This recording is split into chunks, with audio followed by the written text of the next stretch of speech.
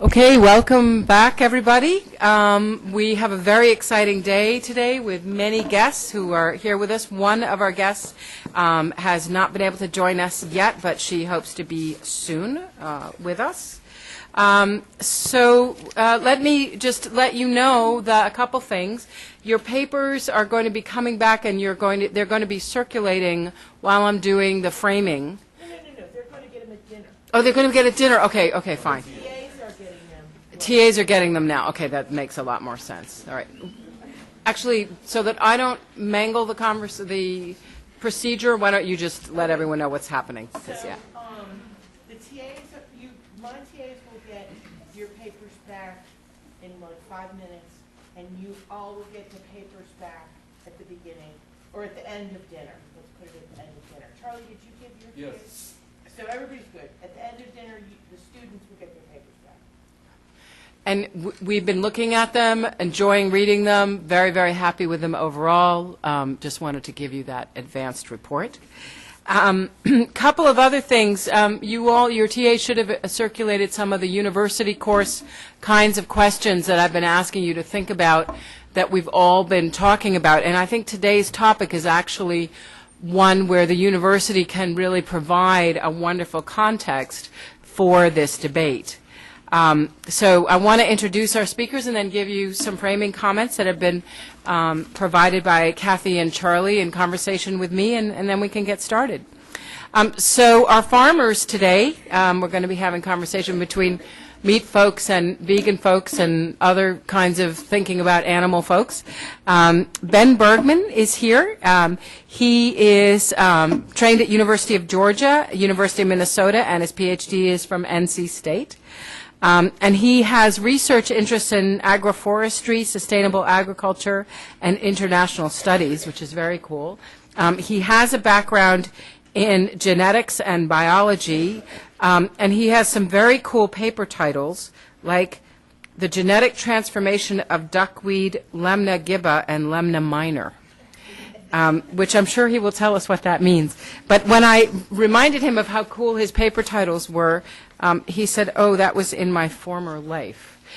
Because he now, of course, is one of the really interesting leaders and engagers on Fickle Creek Farm, which I'm going to be talking about a little bit later on. So he's really made some very interesting decisions about life and connection, and I'm sure we're going to hear about some of that later. So please welcome Ben with me.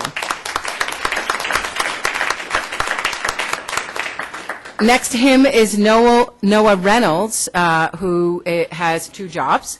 He's a co-owner of Fickle Creek Farm in Efland, and he is the agricultural coordinator for the Orange County Economic Development Commission.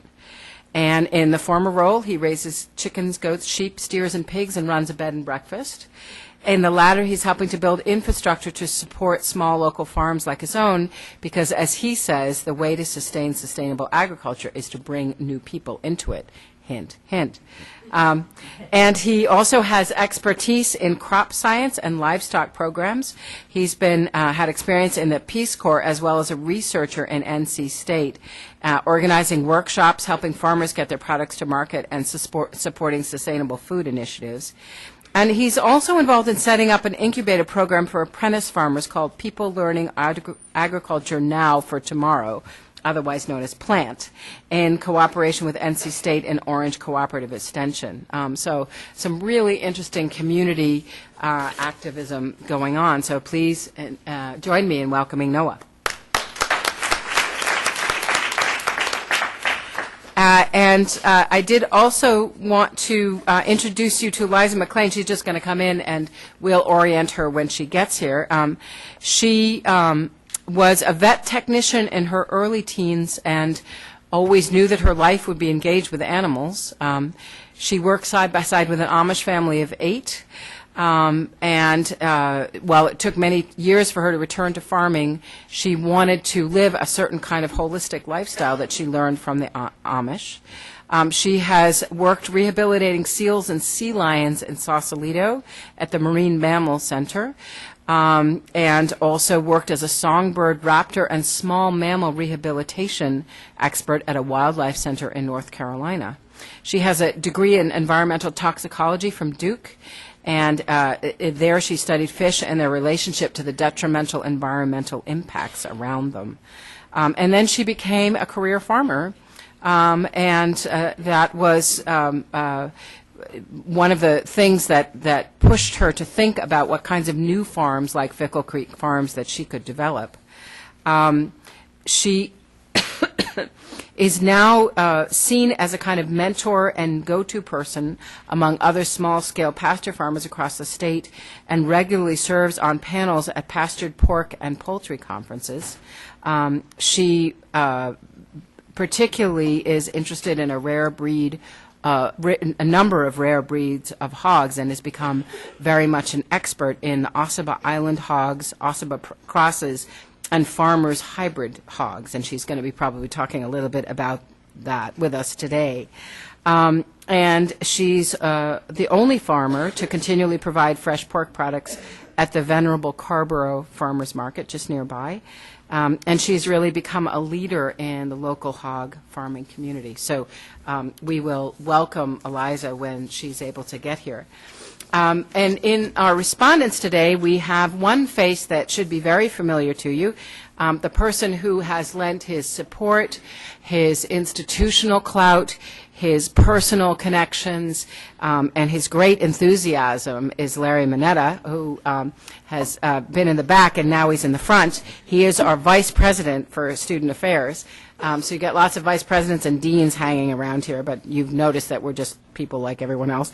And he joined Duke in 2001. I introduced him earlier, but I want to remind you of who he is.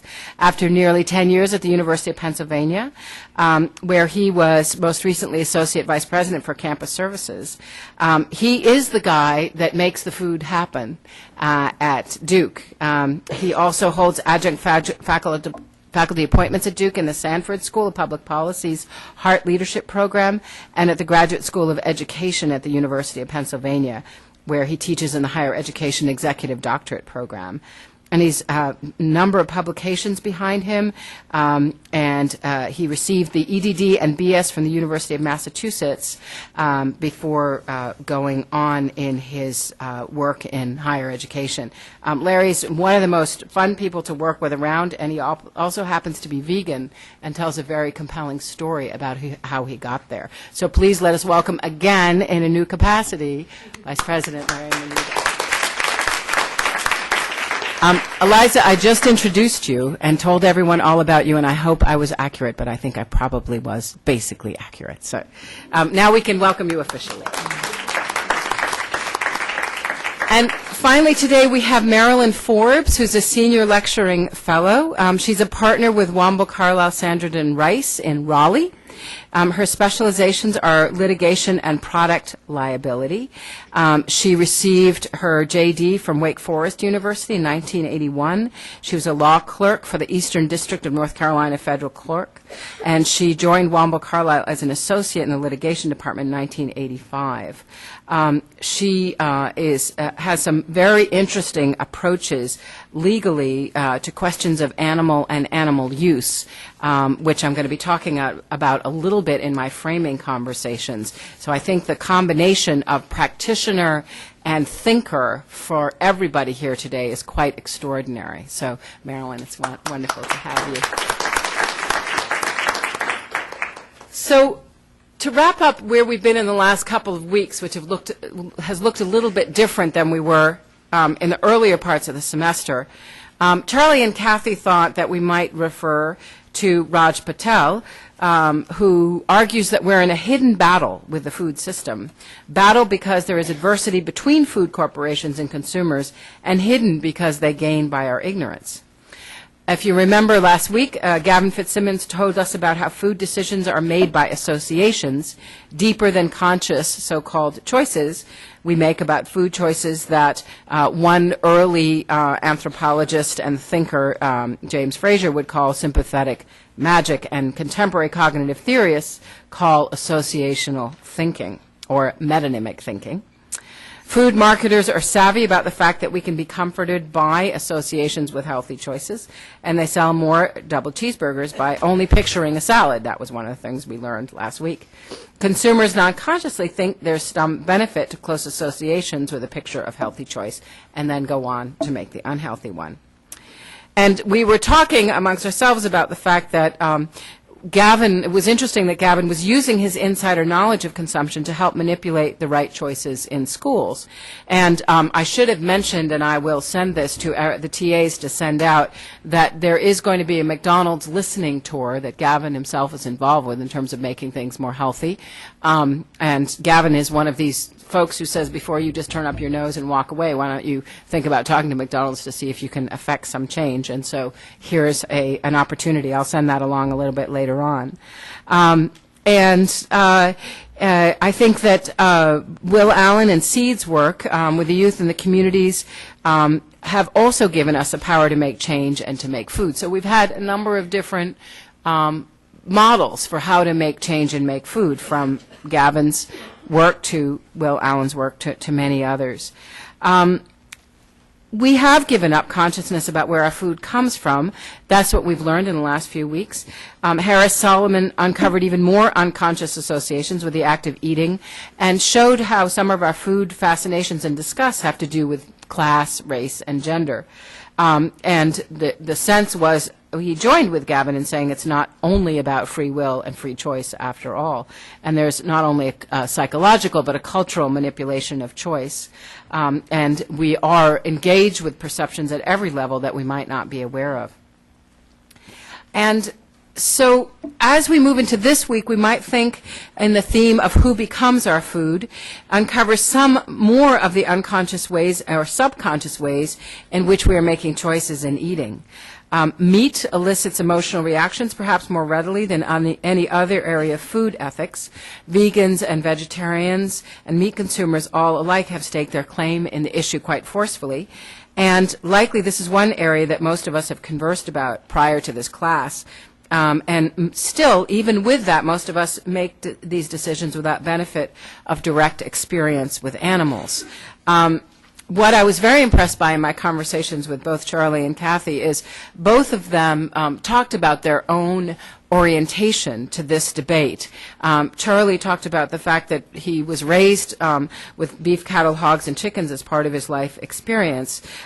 He participated in the slaughter and turned the animals into the meat, and that he knew from a very early age that the meat that he ate used to be alive, and the animals that he was responsible for feeding and caring were very much part of his world before they were in Grandma's freezer, as he put it. And he also sold lamb directly to consumers, to Magnolia Grill and La Residence restaurants each week. And he tells a very compelling story where he says, I remember going into the kitchen at La Res and having a quick conversation one day. A sous chef asked me, do you have bodies buried in your backyard? He was being humorous, but he was expressing a sentiment that I was aware of constantly. Too many people think that farmers who work directly with meat are somehow barbaric and violent. I would argue that living with meat one consumes make one's humble, even reverent, a sentiment that we might hear from our meat farmers today. And he always said the following in reply to people like the sous chef, I believe that anyone who eats meat should be willing to participate directly in the slaughter of the animal. Anything less is a hypocrisy, as if refraining from seeing animals turned into meat somehow masks its finality. All I think that does is make it non-conscious. And that's something that's where Charlie is, as a scholar who is open to any number of analytical arguments, simply telling us where he lives. And the question of the unconscious or non-conscious consumption comes into into his world most forcefully when we think about meat. And Kathy is one of the leading folks in the question of animal subjectivity, and it's a very interesting thing that she raises. And she says that I think the animal question is at the heart of the way we treat the entire natural world. So many times humans treat nature and animals as sort of a backdrop or empty stage that's simply there to meet the needs and desires of humans. But most Americans view animals in general and farm animals specifically as objects, not subjects, as things and not beings. And we act like non-human animals are made of different stuff than human animals, and this is one of the things that she has thought about philosophically. So I just want to pause to say my intensely informed, educated, hardworking, and analytic colleagues somehow in this conversation felt it important to share where they were coming from personally, even as they remain analytic, and I think that's a wonderful example for all of us. So just a final set of comments. We're thinking about, we're reading for this week the Pulitzer Prize-winning series called Boss Hog, that in the 90s was the first to break the environmental hazards of a certain kind of hog farming. And as you may not know, as students, once tobacco farming largely left North Carolina immediately turned to hog farming and as our primary agricultural product. And since 95, hog farming has literally really ravaged a lot of eastern North Carolina, a certain part of it.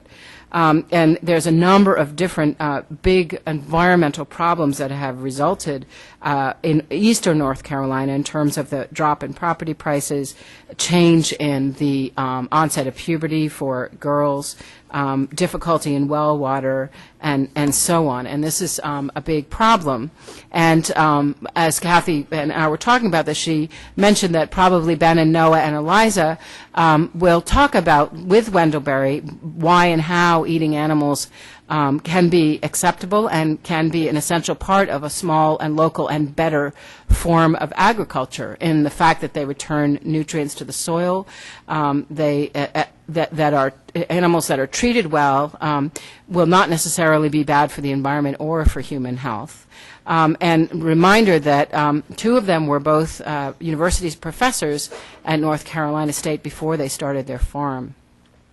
And to end with our orientation, our vegan advocate Larry Moneta will probably engage us with questions about why meat and animal products should be removed from human diets altogether.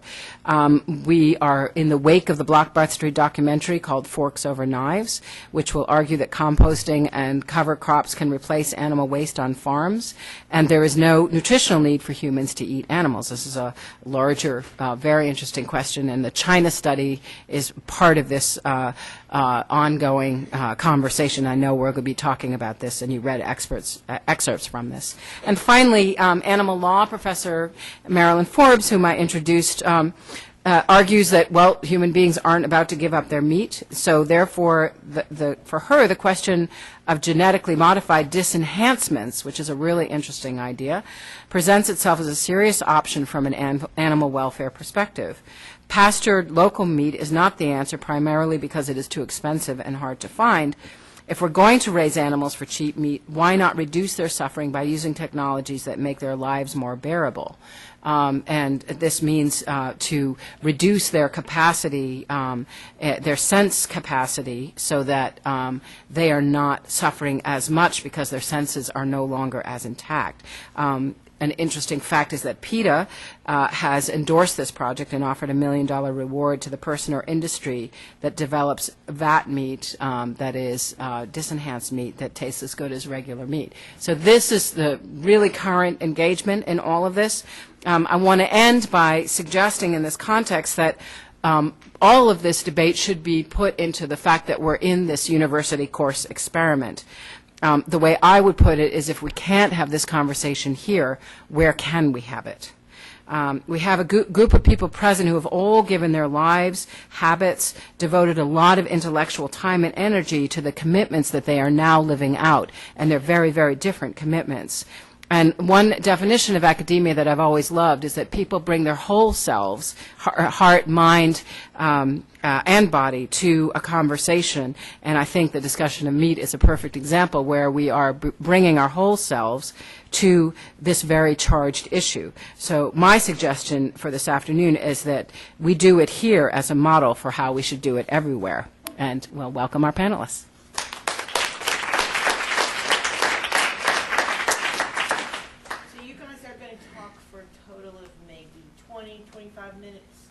All three together. Is that cool?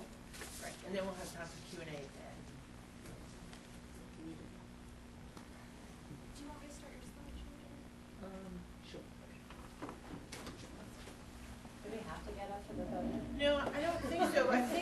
Yeah, that mic's on there. Yep. So you can mic, she'll mic you down there. Yep. I have a very good outdoor voice. I just yelled to 90 But people. we're taping it, Elizabeth. so- That'll catch right there. That should be Okay. fine. Yeah. Yeah. Do I need to say it? Is Ben Wire? Mm-hmm. Great. Oh, sorry, you were.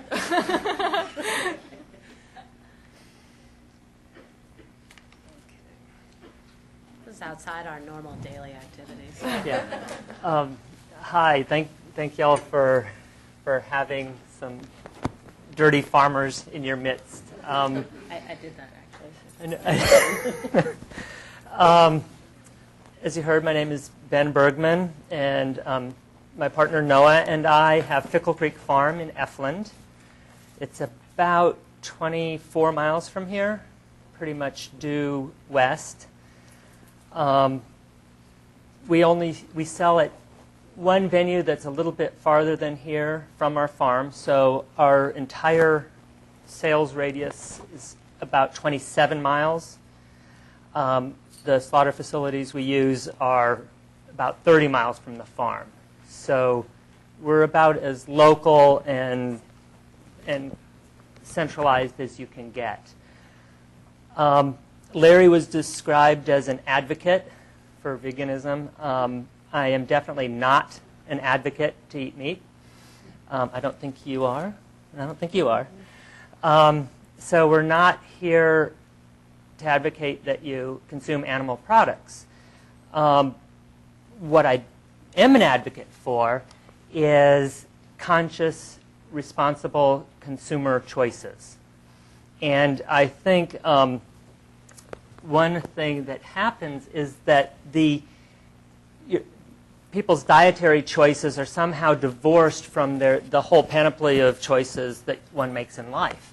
And that doesn't really make sense to me. I think it's because a chicken leg on your plate is just so graphic. But there's plenty of things that we consume all the time that are just so dissociated from the damage that's being done to animals that it's not even thought of.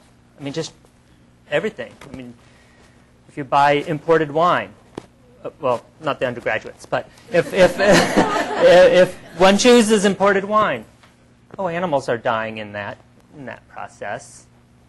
You probably don't think about it. So I guess I advocate for considering all of your consumer choices and to realize that they all influence negatively animal welfare somewhere, somehow. So within our choices, yes, food is a big one. And like I say, it's very graphic and very present in our life all the time. We see farms all the time. We're at the market all the time. We're at restaurants. So it is a big issue. I think within the choice of your dietary habits, simply choosing not to eat meat in no way assures that you're not harming animals.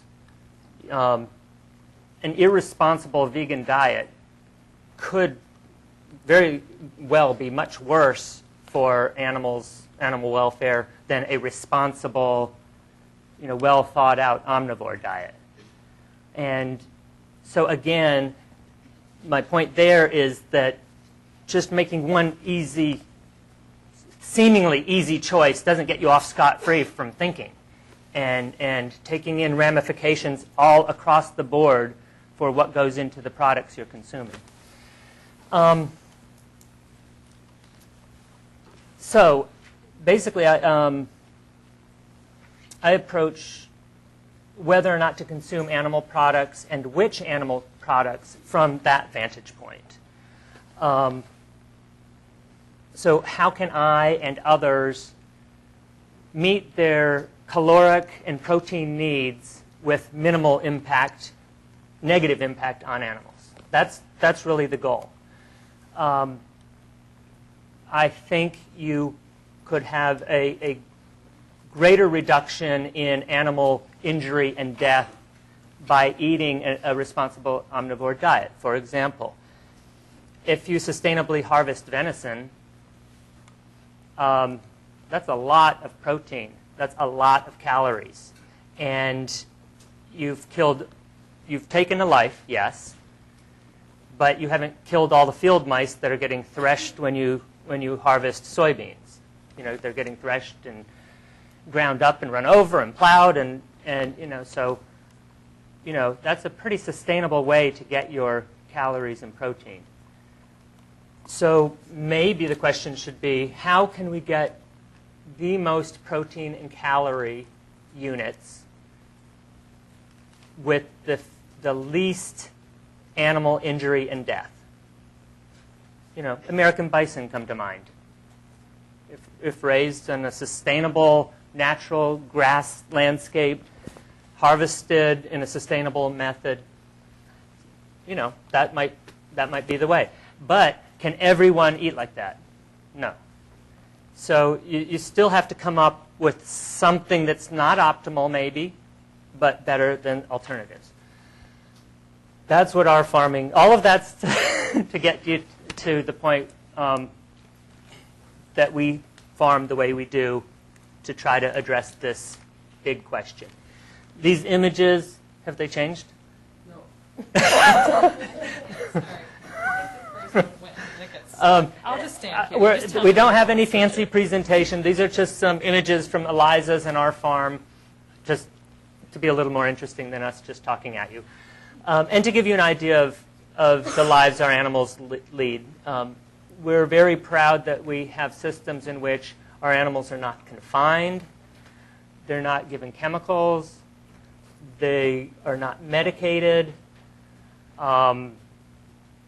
They have relatively long, relatively happy, if you can discern such a thing, lives. And we are close to our animals, and we do care about them. To a fault. She's worse than us about care.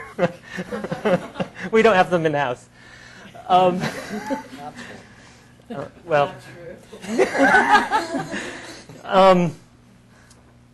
and I guess that is another point, and gets to almost to the point of advocacy, that we are thinking people. We do try to keep up with information and science, and be factual and analytical in our approaches, and care for the animals at the same time.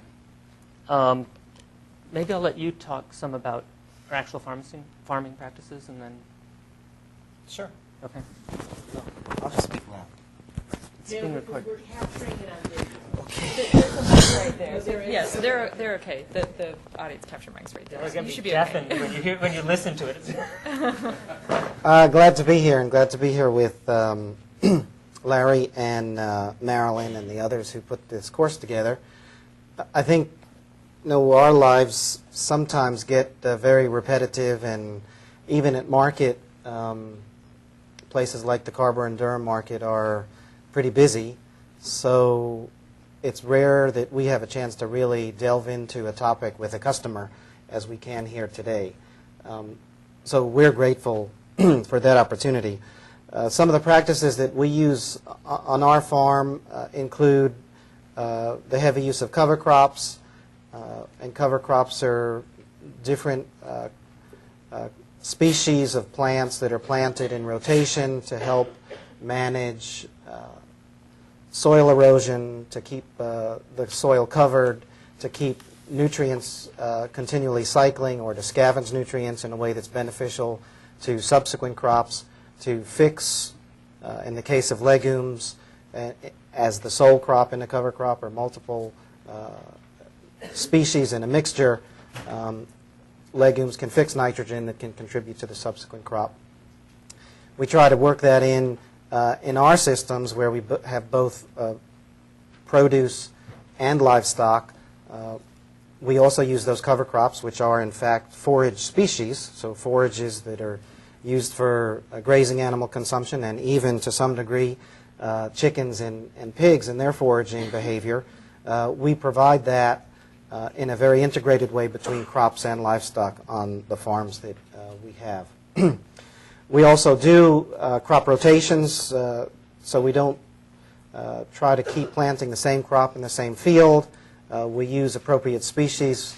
For wetter areas, we might use a certain species. For drier areas, we might use a different species that grows better rather than just 25 acres in the Piedmont, 50 acres in the Piedmont can be a big field, but down east and in other areas your fields can be hundreds of acres.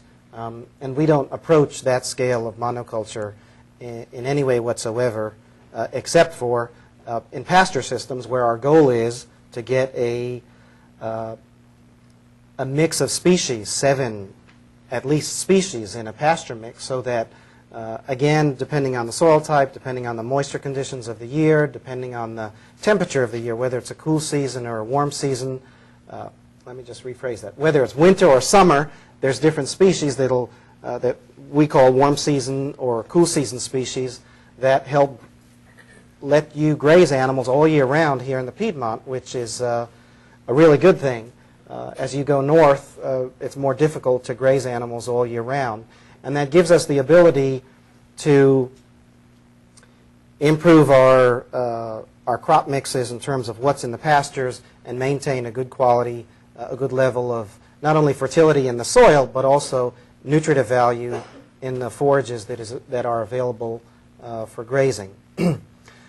We also will, maybe to a fault again, micromanage areas. So if you come out to our farm at any point, you'll see fences hither and yon, and us trying to wiggle out any possible area that we could graze rather than run a small motor to mow it, which is useless for us. So we are trying to push, in terms of efficiency, everything we can through a live animal so that there is some gain before it is, well, if you think of nutrients, they never stop moving. But we're trying to gain what we can rather than just waste fuel and time in just mowing down areas. We do use biodiesel on our farm wherever we can.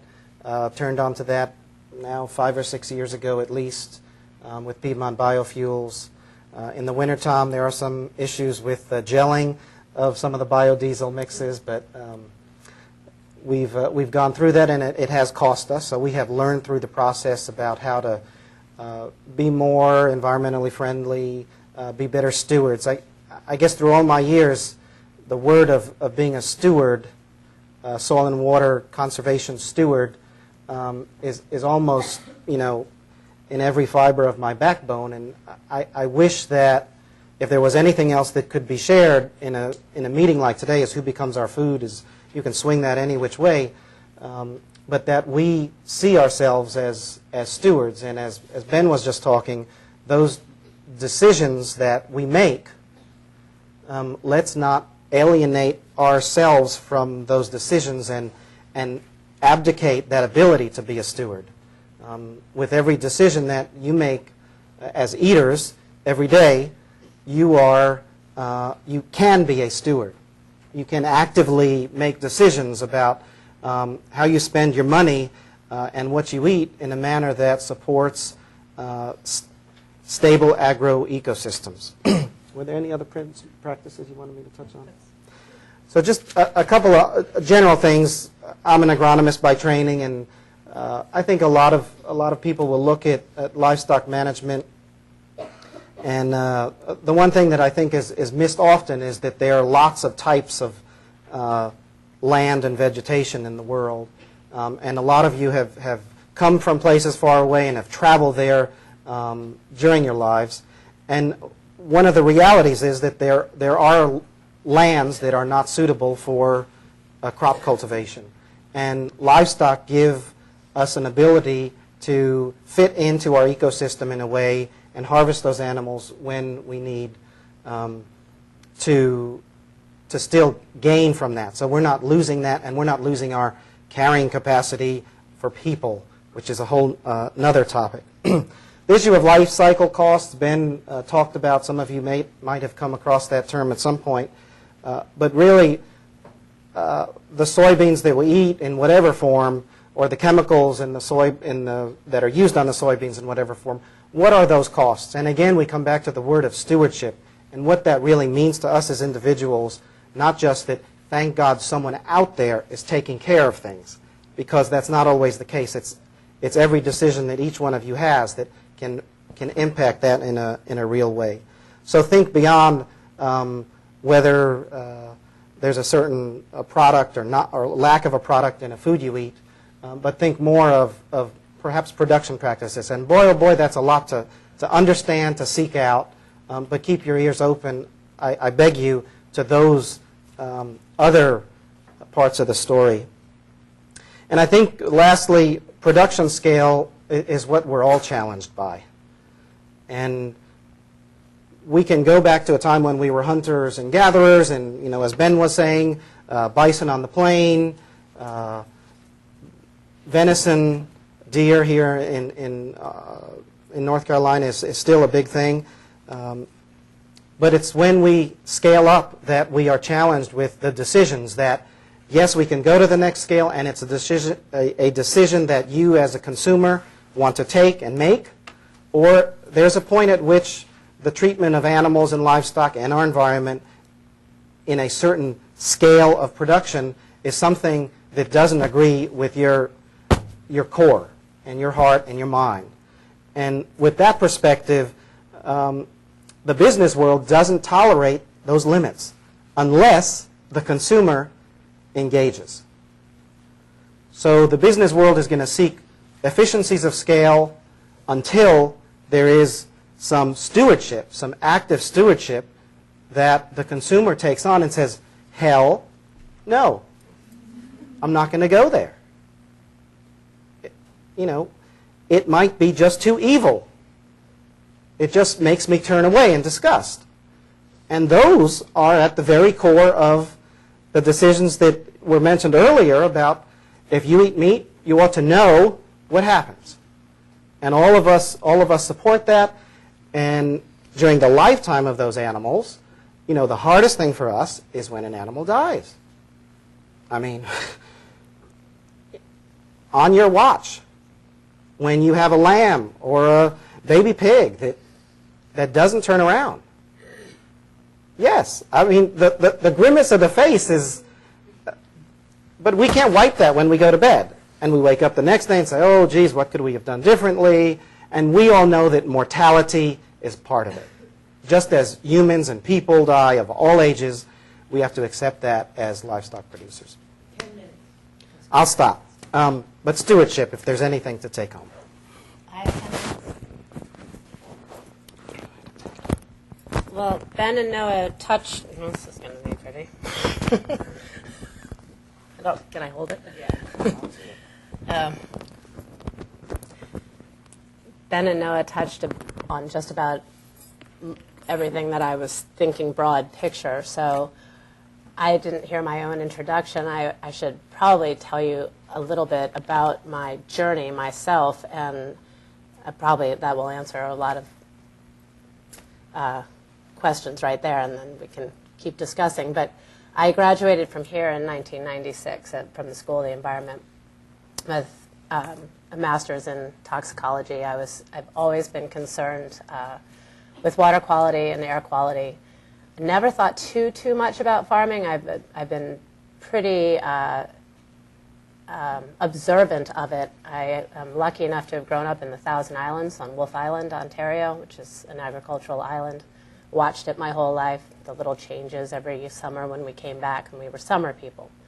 So one thing led to another, and I've been working with veterinarians and always thought I would be one since I was 12 years old, and have been a good technician over the years, got involved with marine mammals, raptors, all sorts of wildlife management, and very concerned again about wetlands and various ecosystems for wildlife. So I never saw this coming, but it makes a lot of sense. I worked here until 2000, and my two twins were born here, and they came with me. I'm missing one of them right now. Anyway, hopefully he's in the chapel somewhere. So I've learned a lot over the years. I don't think I've even tipped the iceberg when it comes to farming. It's an incredible profession. You are challenged in a way that you're not challenged as a student every single day, just waking up and living it. What I want to see is improvement. Every day I want to improve my soils. I want to improve the water that anything is shedding into. I want to improve the air quality around me. And I did not expect to do it through feeding people the way that I do, but it's actually come full circle and makes an incredible amount of sense to me now. And I'm muddy because I just gave a tour to 90 people, and I apologize for being late, but they would not stop asking me questions. They came from all over the state, and I was the one person giving them this tour. So a lot of the questions that you all might ask were asked by those people, and they want to know everything from electric chargers to breeds and how I design my nest boxes and everything. But in general, what they took home from this tour today was a sense that this was a balanced system, that the soils are obviously able to take the 4 inches of water that I just got this past week. I don't have soil erosion. I don't have runoff. I have peaceful, happy animals of all different species on my property. The sky was gorgeous. They picked the best day in the world to come, which is probably why they wouldn't leave. And I learn every day how to become a better human by understanding the management of these animals, their physiology, their eating habits. I'm interested in carcass traits. I'm interested in the scientific approaches that we know from the big industry people. I pay attention to that. I know what market prices are out there in the commodity world, but I only do that as a reference point. I don't actually really care about it because, like some of you, years ago I said I'm not buying the system anymore. I'm not supporting McDonald's on the way to this island in the summer, and we stopped going there as children in the 70s in my parents' big station wagon. And little by little, again, I never thought I'd be doing this for my living, but I get such a dry mouth. But it all makes perfect sense now because I am still that animal freak. I am still the one that pulls the injured crow and sticks it in the bathtub. And my poor mother used to have to come home to, what is that noise? You know, and so I'm still doing that. My children are still doing that.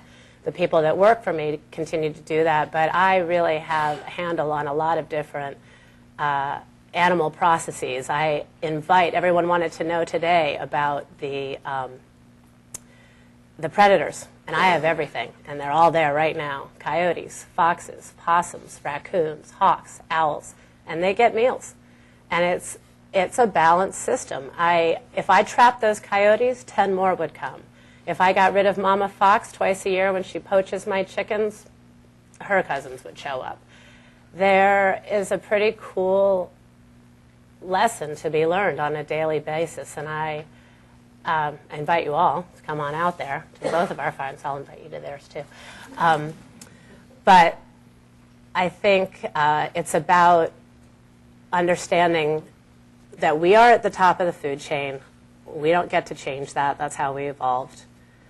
All of these other beings have come off various branches on the way through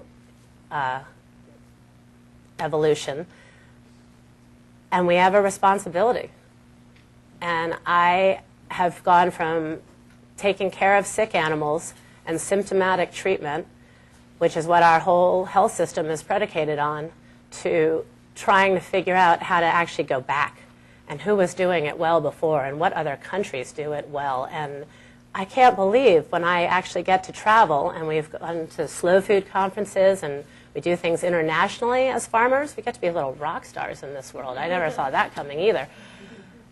They're all the same. Everyone needs to feed themselves. And we're going to see it continue as long as humans are at the top of the food chain. We're probably not going to ever stop eating meat.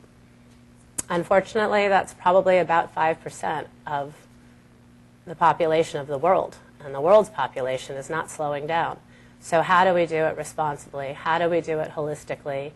how do we keep the balance? Because we're so out of balance right now. And my last comment that I think is also really interesting, my third thing I never saw coming, my first customers were from the health professional world. They were seeking better food, smaller amounts of not mass-produced food, local, safe, authentic, knew all the parts of my processes at my farm because they had cancer, they had reasons for being terribly anemic. They were 30-something-year-old women with 3 kids, and they were vegetarians for 15 years, and God darn it, they were all hungry, and that sort of thing. I thought I was just staying home with my twins, and it just ended up being this incredible calling that now makes a tremendous amount of sense, and I feel like I can answer all the questions. I mean, how do I raise these animals and send them to certain death? The whole thing has purpose, and I think my animals actually understand that. And I am obsessed with them. I was up all weekend, not preparing for this tour, but dealing with the 4 inches of rain and all the animals that were in not the Taj Mahal anymore. And I had to go, fix their little palaces and then try to remember to get food on the table for my kids and me. So anyway, I hope you get a little idea of it there, but to know how to operate machinery, heal the sick, and prevent them from further injury and illness, and certainly any suffering that we might understand from large-scale production, which has taken, in my opinion, the heart and soul and dignity away from those animals, is a pretty worthwhile venture. It is very, very tiring, and it's a big life change, but for me, it's completely worth it. Thank you.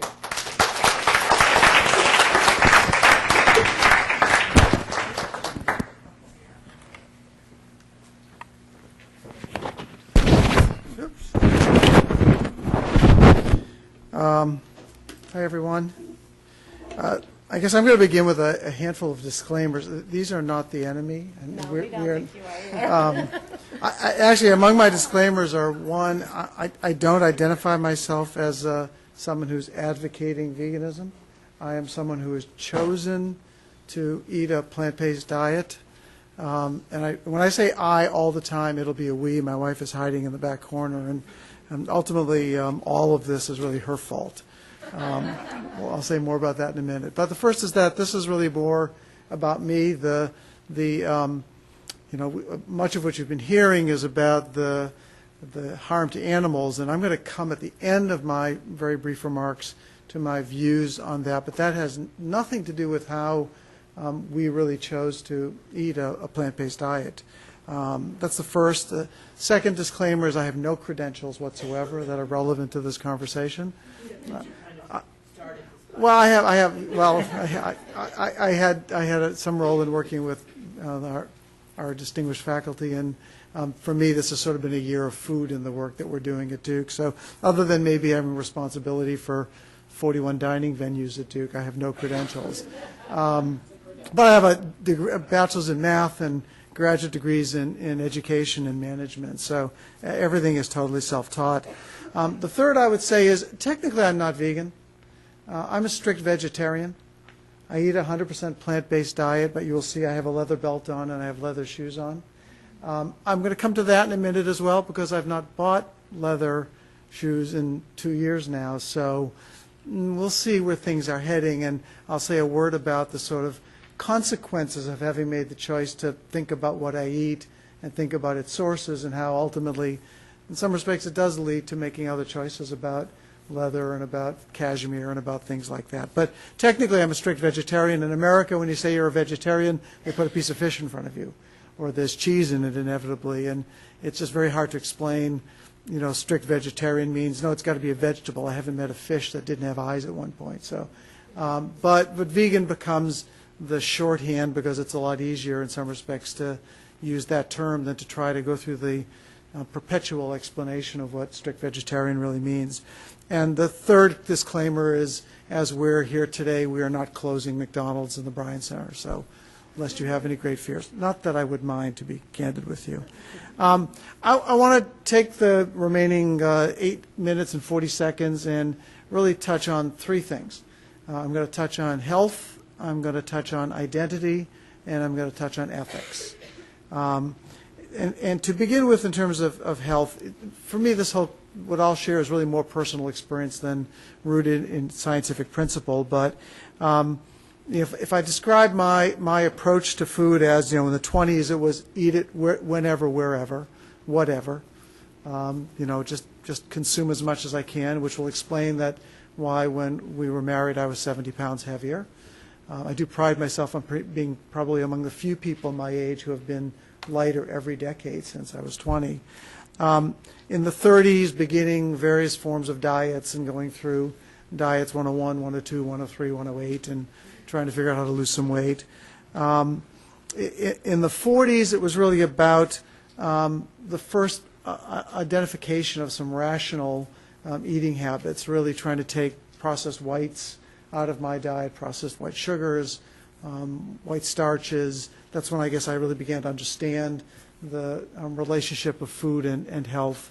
And then in the 50s is when Judy and I elected to give up all animal products. And again, maybe more unusual than most, I was never a vegetarian. I had lamb kebabs on the Saturday night 5 years ago next month, and it was on Sunday morning that we got rid of every animal product we had in the house. So for me, it was really an experience of I guess, going cold tofurkey in giving up all animal products.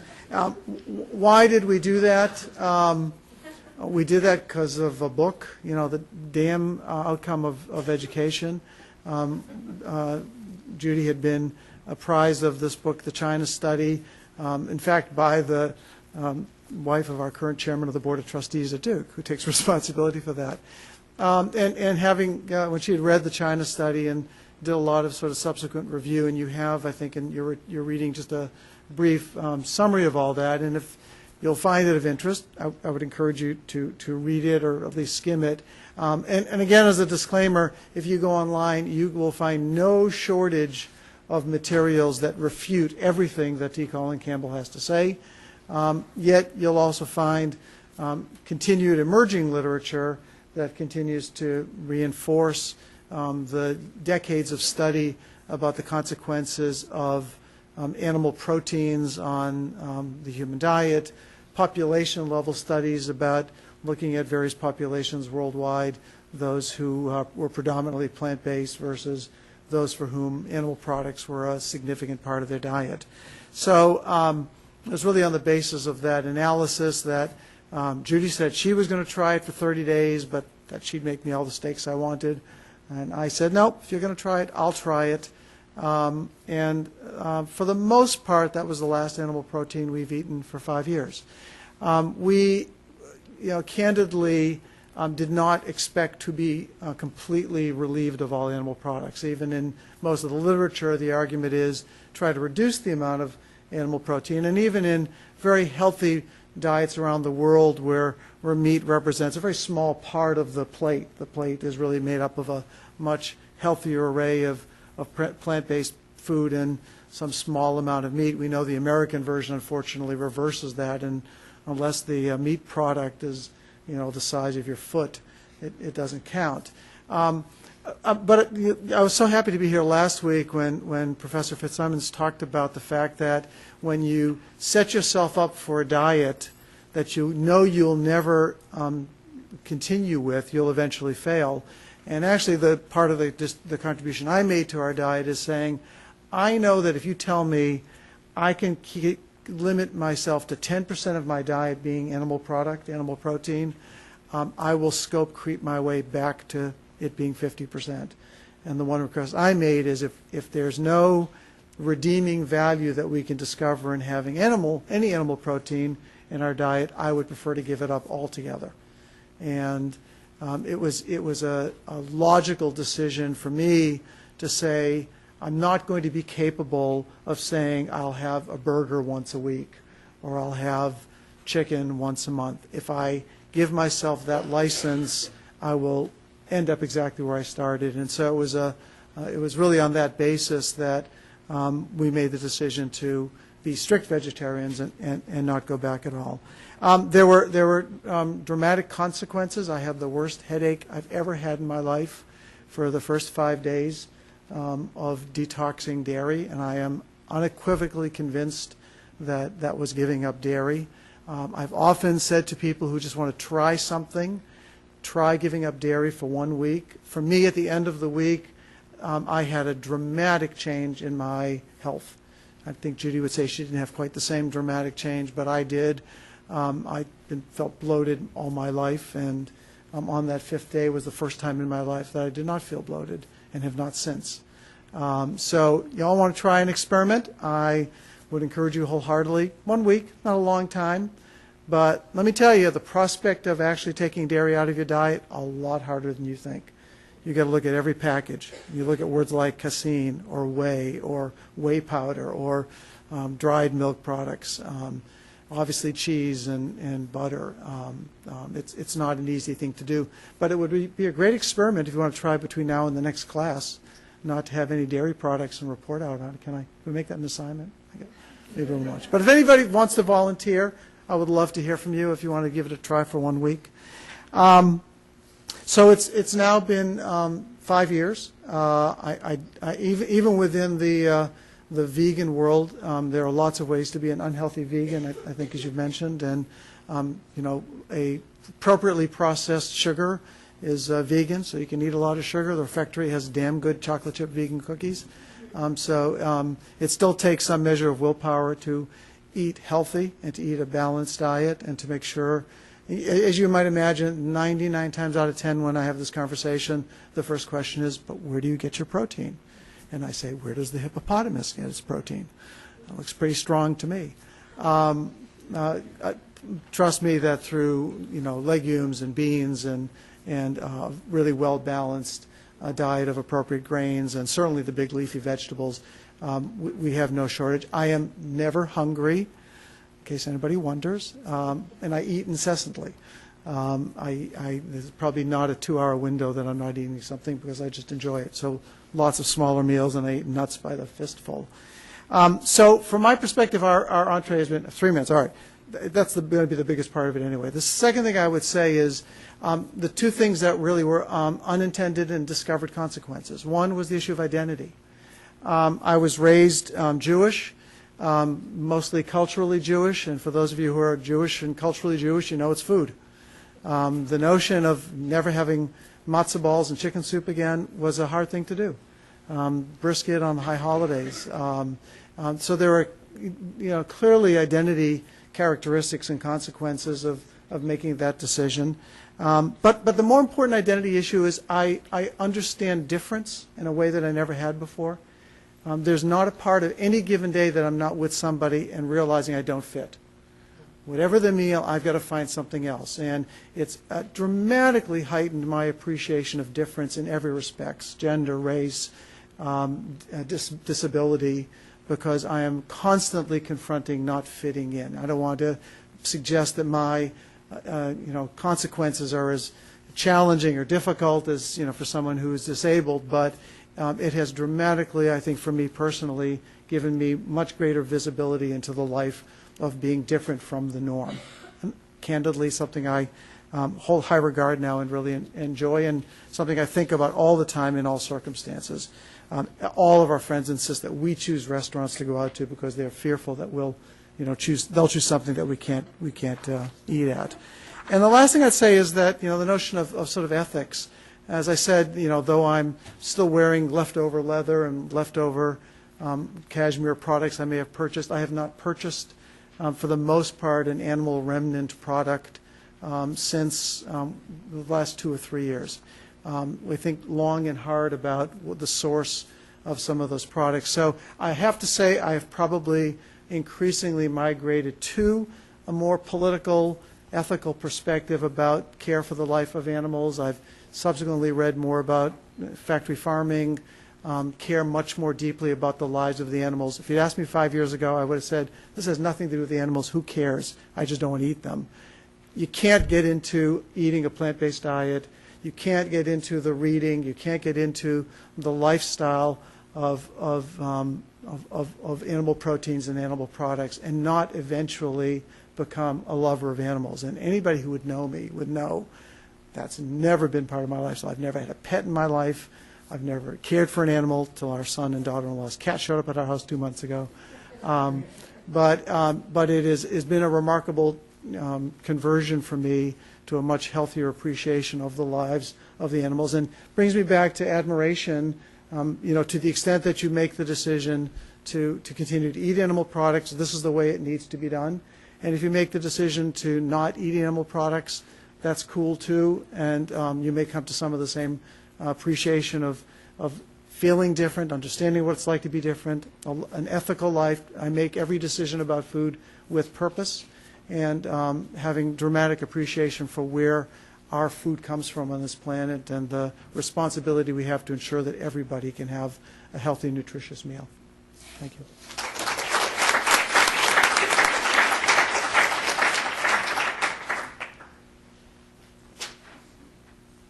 Is there a way to raise this up?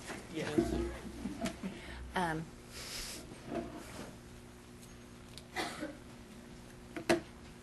Is anyone getting ready to start law school in this? Okay. This is going to be more like a law school lecture, but I'm looking for a marker. It doesn't look like we have. Yeah, I can make his finger. I'm not sure that there's Okay. a marker in here. All right. Well, I'll use hand signs. One of the things from trying cases all over the country is I've become absolutely terrified of technology, because if you're in a small courtroom in Mississippi and there's not even a plug, you learn to write. Sorry, I was just trying to see if we... Okay. I'm going to take this closing as an opportunity to think more in terms of the law. As a lawyer, it's hard not to do that, and how law intersects with ethics. Since it's late in the day, I thought we would start with the announcement of a contest. I don't know if anyone noticed in the New York Times on Sunday, the ethicist has announced a contest. Your submissions are due April 18th, so you don't have a lot of time. And the question is, why is it ethical to eat meat? And it's an interesting panel that will be judging the essays. Pete Singer, Pollen of the Omnivore's Dilemma, Mark Bittman, who writes about food in the New York Times all the time, Jonathan Safran Foer, who wrote Eating Animals. Interestingly, 5 white males. I'm not sure why Professor Reedy didn't make it to the list, but should have been. They need some diversity. My personal view of how I really started thinking about this is my grandfather raised cattle. And those pictures that Ben showed at the beginning reminded me a lot of my summers at my grandfather's farm. He raised these beautiful white cattle known as Charolais. And I loved them. And Christmas, when he would come down to visit us, and I was one of 5, in the back of the trunk would be little white packages labeled 2 pounds hamburger, steak, T-bones, strips. And the cows that we loved in the summer were now in the back of his Ford. So early on in life, I had a real association of that life and what it ended up being on our table. And as a result, I never really liked meat. And I started with a view of don't eat anything with a face as a basic life philosophy. I went through some ins and outs of it, but I'm fascinated by right now that we are really looking at this issue of the ethics of eating. And when lawyers think of ethics, we think about laws, because essentially our society is law-based, but we are defining ethics by law. We have laws against cheating, stealing, creating physical harm to others. So ethics and eating is something that very cutting edge, but also very true of the old hunters and gatherers. And I don't know how much you talked about that, but there were very elaborate rules in those societies about who can kill, what can be killed, and prayers for asking for forgiveness for the animal, for taking the animal's life. I have brothers who are hunters, and they still follow that tradition when they get their deer. If you are in North Korea right now, you are not concerned about the ethics of eating. You are looking for food. And so we have this whole balance that is a luxury to think about in some ways, but is absolutely essential to the welfare of our planet to also consider. So, pigs and chickens eat meat. So how do we fit that into the law? Science. We now know that crabs feel pain. They remember it. They know to stay away from it. We know that chickens will work to be in a more pleasant environment.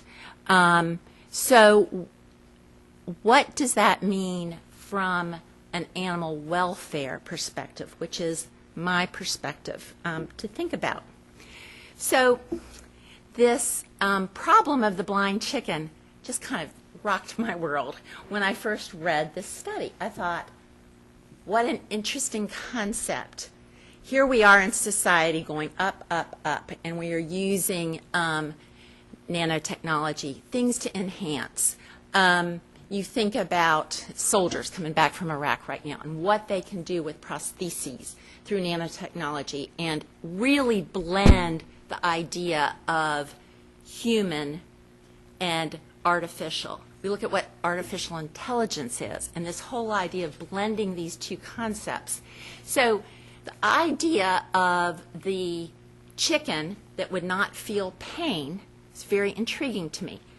If I could write up here, I would write the question, who would agree that animals should not have to suffer needlessly? You know, if we ask for a raise of hands, I'm expecting that most of you would agree with that concept. What does that mean? Animals should not have to suffer needlessly. And again, as a lawyer, I think about the terms of what suffer means and what does needlessly mean. What is humane killing? And should the law define that? Should the law, with chickens for right now, we have some rules. They may be in the house, essentially 96 square inches, which is essentially your piece of paper, which is fine when you're a little peep. But when you are full grown, it gets a little tough. It's not the gorgeous chickens we saw here. So the law is really failing in the United States to deal with this problem. Because, for example, poultry is defined away from a lot of the rules that the USDA is enacting in controlling what farmers can and can't do. On lab research, mice and rats are defined away from the Animal Welfare Act. Well, if we went to the animal facilities here on Duke, the majority of what you're going to see are mice and rats. So the law is defining away the problem. We are defining away the problem right now as far as animal welfare by viewing animals as less than. And that is where I think we have a real debate about what is the right thing to do. Pink slime, which hit the news waves the last couple weeks, really changed my world in believing in the rightness of the blind chicken. question. So, for those of you who have been studying and not up on what pink slime is, let me tell you a little bit about what it is. The meat industry would call it lean, finely textured meat. And it turns out there's a whole lot of it, and we've been eating a whole lot of it. And here's some numbers. The Beef Products Incorporated is putting out 900,000 pounds of that per day. There are estimates right now that 30%, 40% of your fast food hamburger is made up of pink slime. All right, what is it? And here where you have a debate of the power of social media, pink slime, ooh, I want some, versus lean, finely textured meat. Now, the question is, if we are going to eliminate pink slime, how many more animals will die as a result? Currently, the USDA has a contract for hamburger for 111.5 million pounds of ground beef for next year. Beef Products, Inc., who makes pink slime, otherwise known as lean, finely textured meat, supplies 7 million pounds to the USDA. 7 million pounds, I'll defer to the scientists of how many cows would it take to create 7 million pounds of.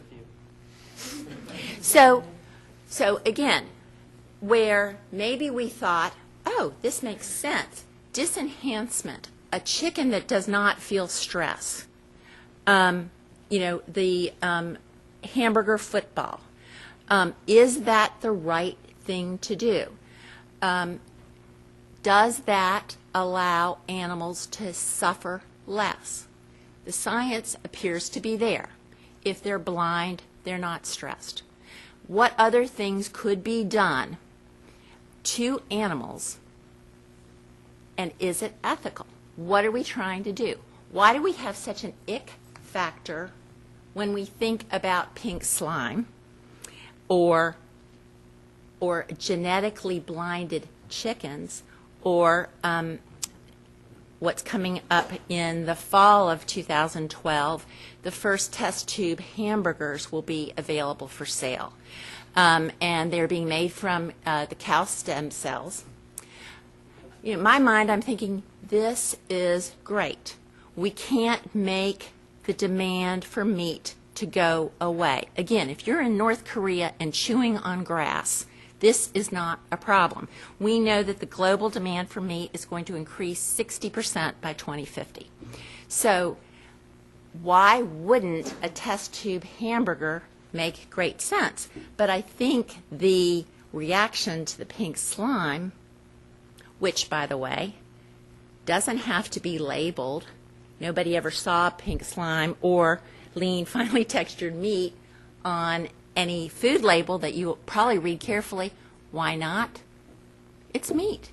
It's not an additive. They don't have to disclose it. So, again, how much are your food laws protecting you?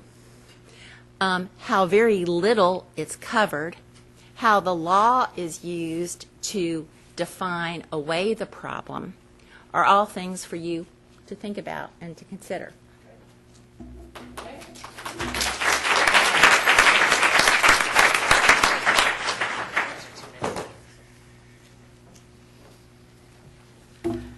My guess is that there are comments, questions, and so on. We have about 10 minutes, 15 minutes, 10 minutes? Okay, you'll let me know.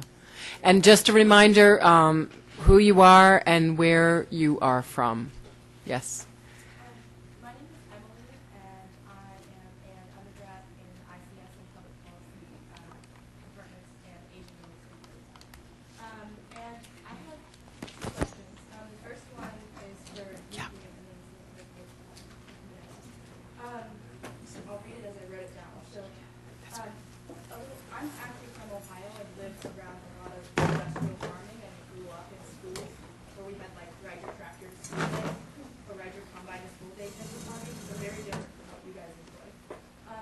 question is, you've all had some academic experience prior to engaging in the farming business, and how so do you believe that that has changed the ways you've decided to pursue this occupation? And I think we've kind of explained that with this question before.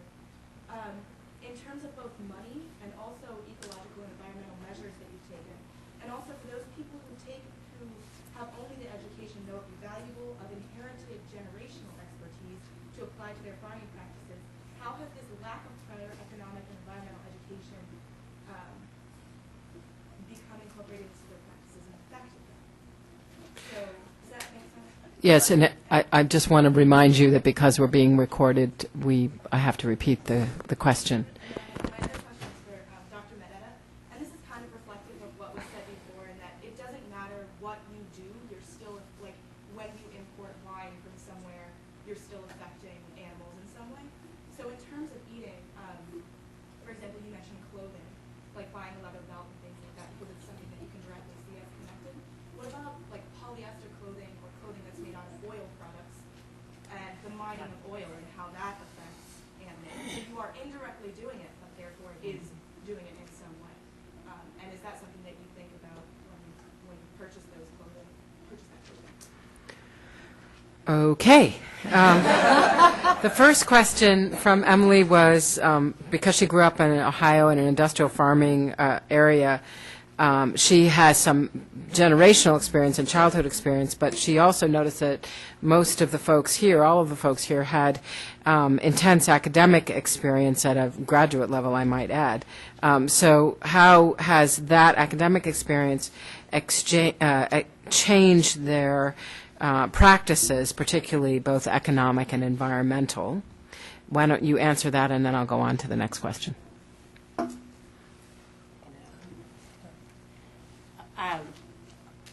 I think that we have a combination of needs. We need those people that have that farming experience. We need people that have inherited their farms to continue farming. We still have to feed ourselves.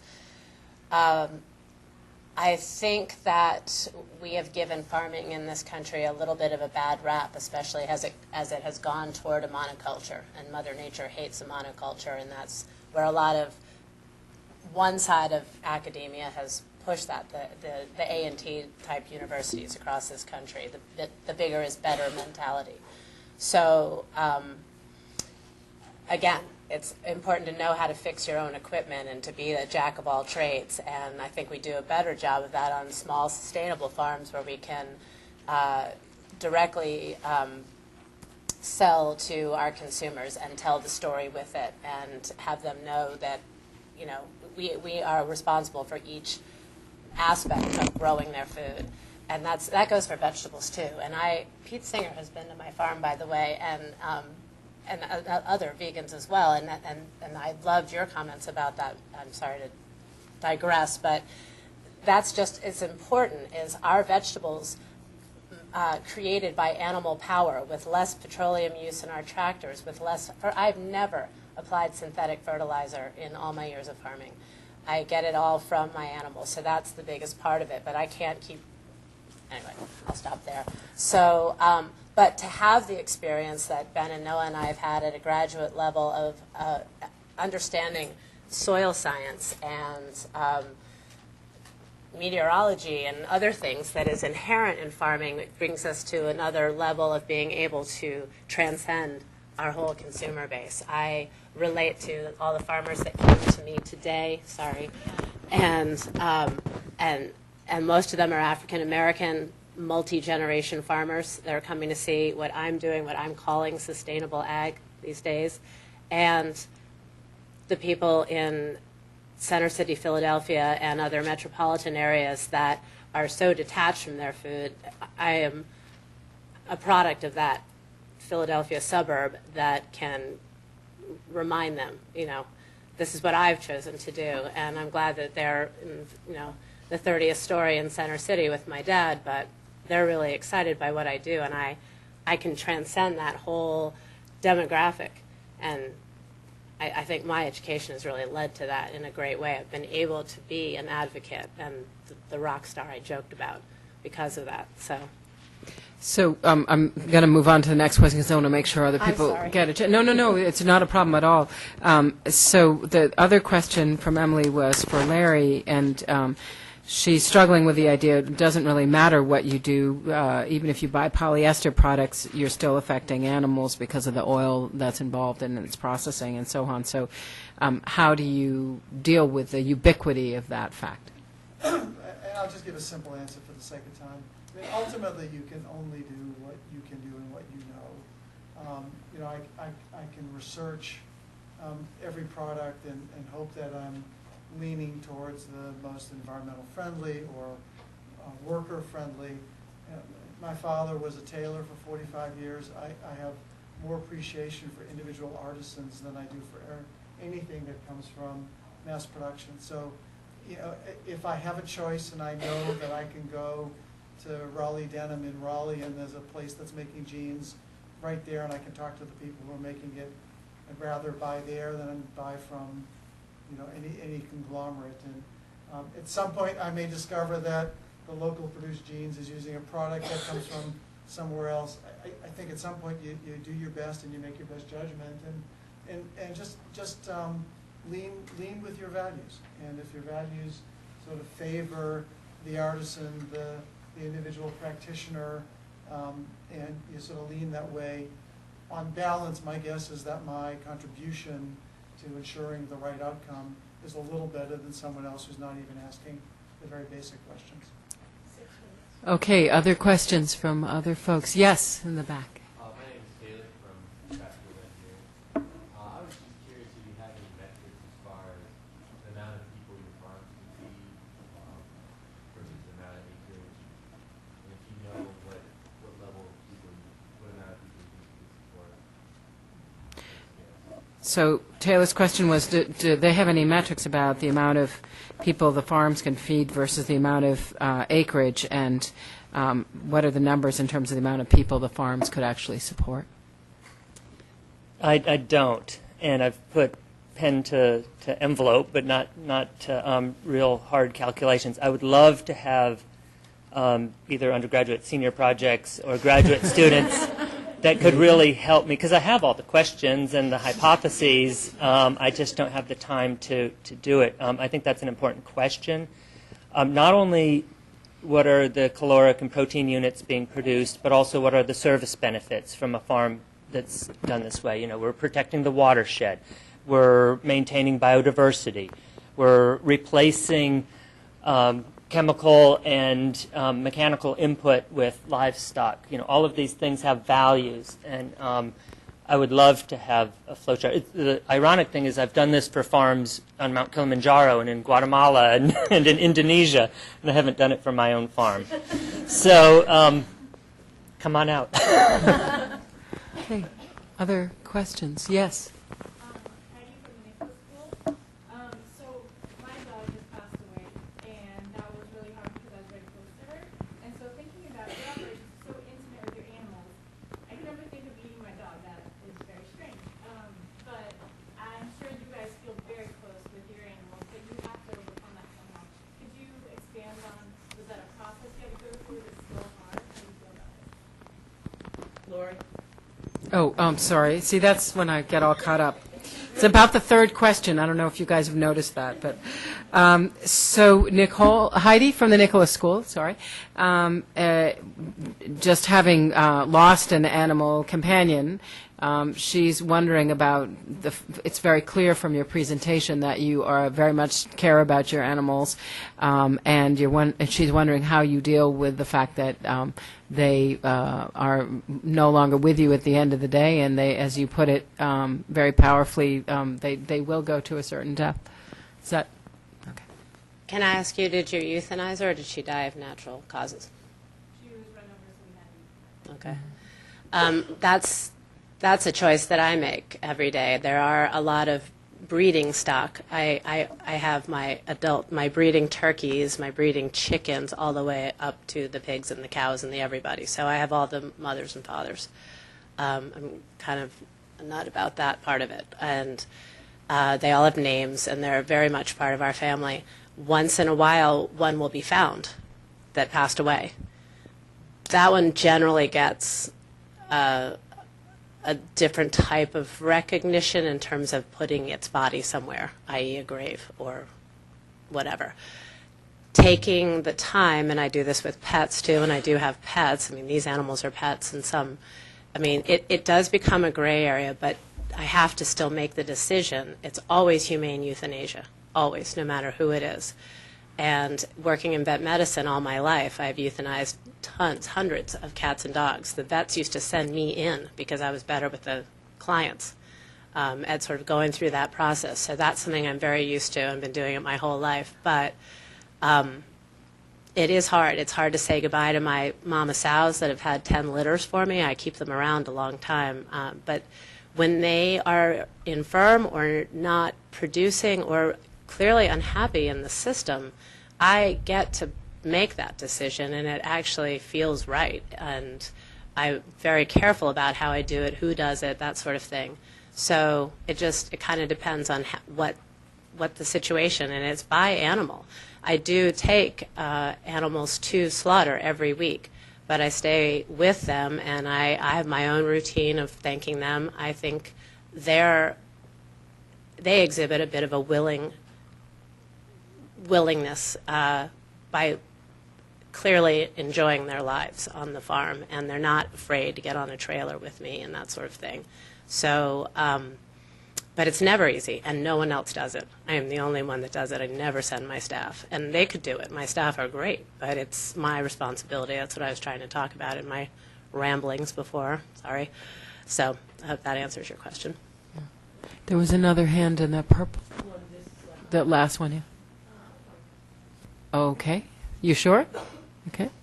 I guess it seems to be Who are you? Heather, I'm a graduate student in psychology. Yeah.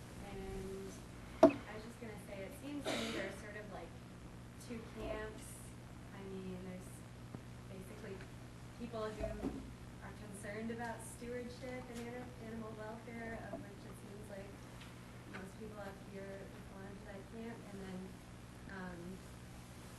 the rest of the world who's concerned about profit. And I guess I'm just wondering whether any of you have, had conversations with, people who are, working on the factory farms, and sort of what those conversations are like. If anyone's So Heather's comment is that it seems like we could talk about the debate among the many different poles or vectors of the debate would be stewardship versus profit, and what are the conversations that you all have with the folks who are more in the profit camp, like, because her assumption is that you do have the conversation.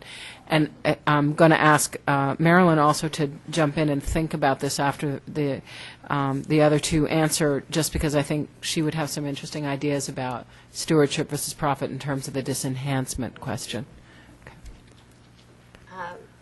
Ben just sort of deferred to me. I kind of worked at being a mid-sized farm in a partnership that I've been in the last 5 years, which I actually just dissolved, and I'm downsizing again. And I live out in Snow Camp, which there are a lot of larger acreages, lots of chicken houses, that sort of thing. So I do come into conversation with a lot of my farming colleagues, if you will. And most of them are very proud of what they do, and in general really care for the animals, even though they're selling to a big company. But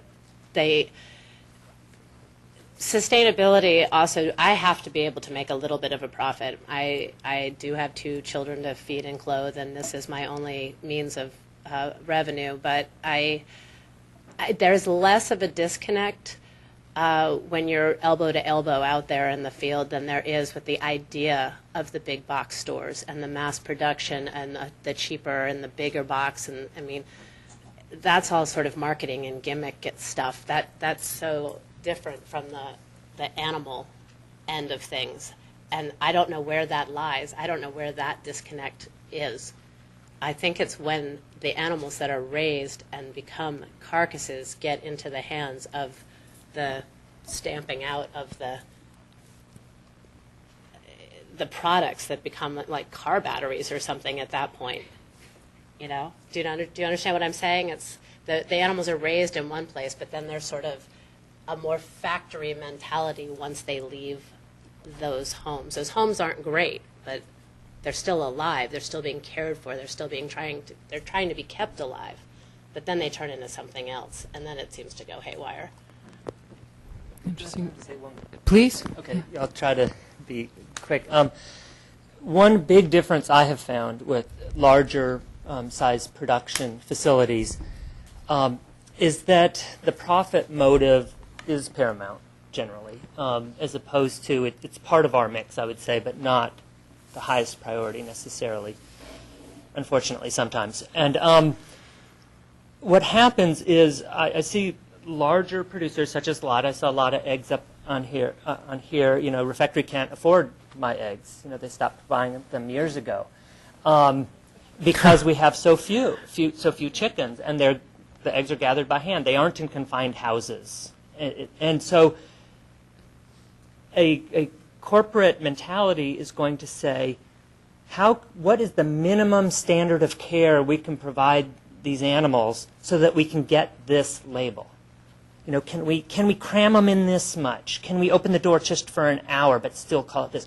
Can we have a house with 50,000 chickens, which is really one giant cage, and call them cage-free? And that's different. Our approach is, what is the best way we can raise animals?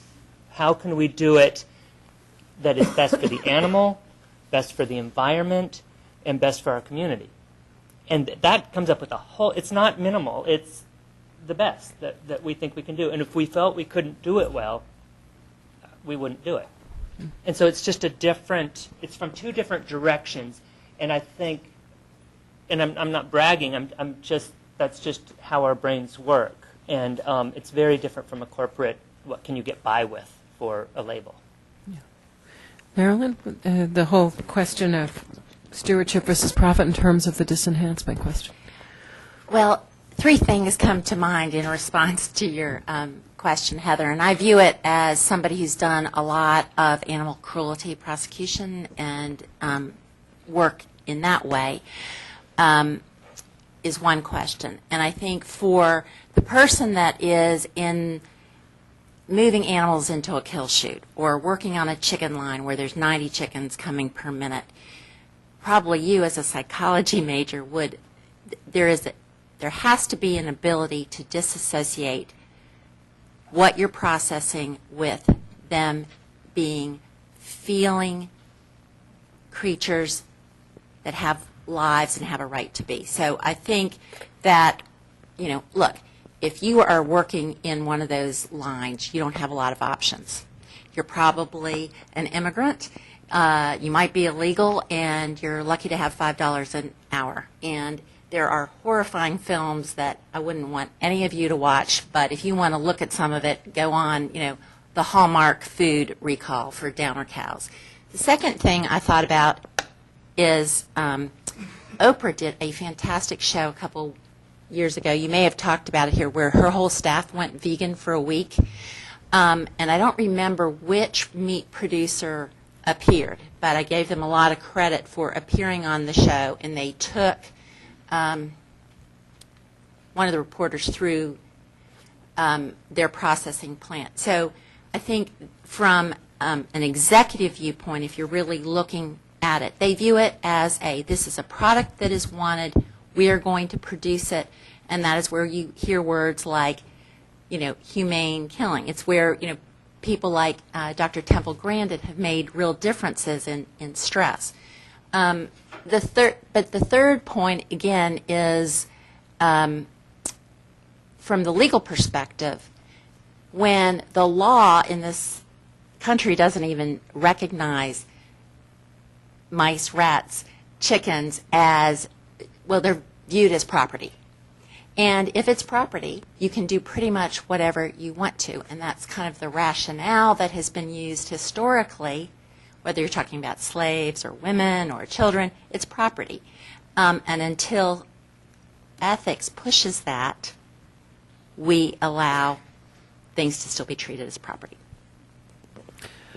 All right, well, this has been a really, really interesting conversation. I've noticed a lot of people listening very carefully, and we will proceed to dinner, but before we do, let me thank all of our presenters for sharing both their perspectives but also their lives.